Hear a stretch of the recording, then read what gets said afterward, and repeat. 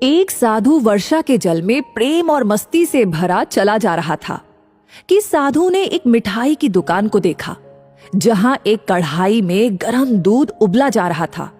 तो मौसम के हिसाब से दूसरी कढ़ाई में गर्मा गर्म जलेबियां तैयार हो रही थी। साधु कुछ क्षणों के लिए वहां रुक गया। शायद भूख का एहसास हो रहा था या मौसम का असर था। साधु हलवाई की भट्टी को बड़े गौर से देखने लगा। साधु कुछ खाना चाहता था, लेकिन साधु की जेब ही नहीं थी, तो पैसे भला कहां से होते। साधु कुछ पल भट्टी से हाथ सेंकने के बाद चला ही जाना चाहता था कि नेक दिल हलवाई से रहा न गया और एक प्याला गरम दूध और कुछ जलेबियां साधु को दे दी। साधु ने गरम जलेबियां गरम दूध के साथ खाई और फिर हाथों को ऊपर की ओर उठाकर हलवाई के लिए प्रार्थना की। फिर आगे चल दिया। साधु बाबा का पेट भर चुका था।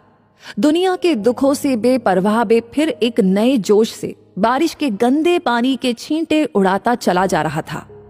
वो इस बात से बेखबर था कि एक युवा नवविवाहित जोड़ा भी वर्षा के जल से बचता बचाता उसके पीछे चला आ रहा है। एक बार इस मस्त साधु ने बारिश के गंदे पानी में जोर से लात मारी। बारिश का पानी उड़ता हुआ सीधा पीछे आने वाली युवती के कपड़ों को भिगो गया। उस औरत के कीमती कपड़े कीचड़ से लथपथ हो गए। उसके युवा पति से ये बात बर्दाश्त नहीं हुई, इसलिए वो आस्तीन चढ़ाकर आगे बढ़ा और साधु को कपड़ों से पकड़कर कहने लगा, अंधा है, तुमको नजर नहीं आता तेरी हरकत की वजह से मेरी पत्नी के कपड़े गीले हो गए हैं और कीचड़ से भर गए हैं। साधु हक्का बक्का सा खड़ा था, जबकि इस युवा को साधु का चुप रहना नाखुशगवार गुजर रहा था। महिला ने आगे बढ़कर युवा के हाथों से साधु को छुड़ाना भी चाहा, लेकिन युवा की आंखों से निकलती नफरत की चिंगारी देख वह फिर पीछे खिसकने पर मजबूर हो गई। राह चलते राहगीर भी उदासीनता से ये सब दृश्य देख रहे थे, लेकिन युवा के गुस्से को देखकर किसी में इतनी हिम्मत नहीं हुई कि उसे रोक पाते। और आखिर जवानी के नशे में चूर इस युवक ने एक जोरदार थप्पड़ साधु के चेहरे पर जड़ दिया। बूढ़ा मलंग थप्पड़ की ताब न झेलता हुआ लड़खड़ाता हुआ कीचड़ में जा गिरा। युवक ने जब साधु को नीचे गिरता देखा तो मुस्कुराते हुए वहां से चल दिया। बूढ़े साधु ने आकाश की ओर देखा और उसके होंठों से निकला, वाह मेरे भगवान, कभी गरम दूध जलेबियां और कभी गरम थप्पड़, लेकिन जो तू चाहे मुझे भी वो पसंद है। ये कहता हुआ वो एक बार फिर अपने रास्ते पर चल दिया। दूसरी ओर वह युवा जोड़ा अपनी मस्ती को समर्पित अपनी मंजिल की ओर अग्रसर हो गया। थोड़ी ही दूर चलने के बाद वे एक मकान के सामने पहुंचकर रुक गए। वो अपने घर पहुंच गए थे। वे युवा अपनी जेब से चाबी निकालकर अपनी पत्नी से हंसी मजाक करते हुए ऊपर घर की सीढ़ियां तय कर रहा था। बारिश की वजह से सीढ़ियों पर फिसलन हो गई थी। अचानक युवा का पैर फिसल गया और वह सीढ़ियों से नीचे गिरने लगा। महिला ने बहुत जोर से शोर मचाकर लोगों का ध्यान अपने पति की ओर खींचने की कोशिश की, जिसकी वजह से काफी लोग तुरंत सहायता के लिए युवा की ओर लपके, लेकिन देर हो चुकी थी। युवक का सिर फट गया था और कुछ ही देर में ज्यादा खून बह जाने की वजह से इस नौजवान युवक की मौत हो चुकी थी।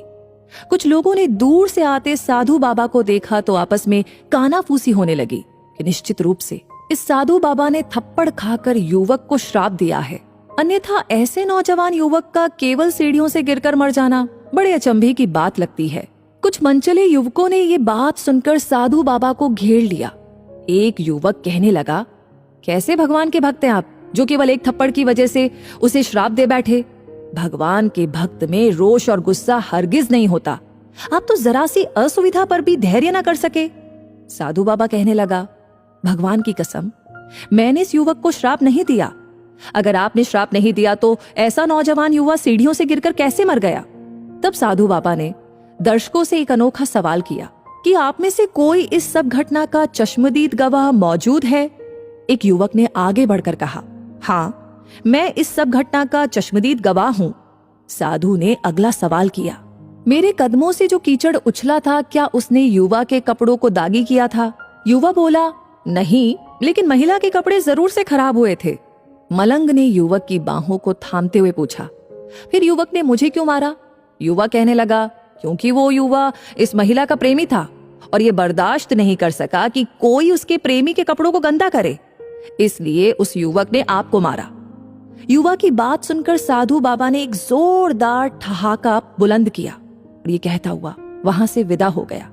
तो भगवान की कसम, मैंने श्राप कभी किसी को नहीं दिया, लेकिन कोई है जो मुझसे प्रेम रखता है, अगर उसका यार सहन नहीं कर सका तो मेरे यार को कैसे बर्दाश्त होगा कि कोई मुझे मारे। और वो इतना शक्तिशाली है कि दुनिया का बड़े से बड़ा राजा भी उसकी लाठी से डरता है। उस परमात्मा की लाठी दिखती नहीं और आवाज भी नहीं करती, लेकिन पड़ती है तो बहुत दर्द देती है। हमारे कर्म ही हमें उसकी लाठी से बचाते हैं। बस कर्म अच्छे होने चाहिए।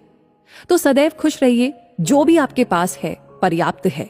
तो ये कहानी आपको कैसी लगी कमेंट सेक्शन में लिख करके अपनी राय हमें जरूर बताइएगा। साथ ही साथ ऐसी कहानियां आपको आगे भी मिलती रहे, उसके लिए हमारे पेज को फॉलो करना ना भूलें। धन्यवाद।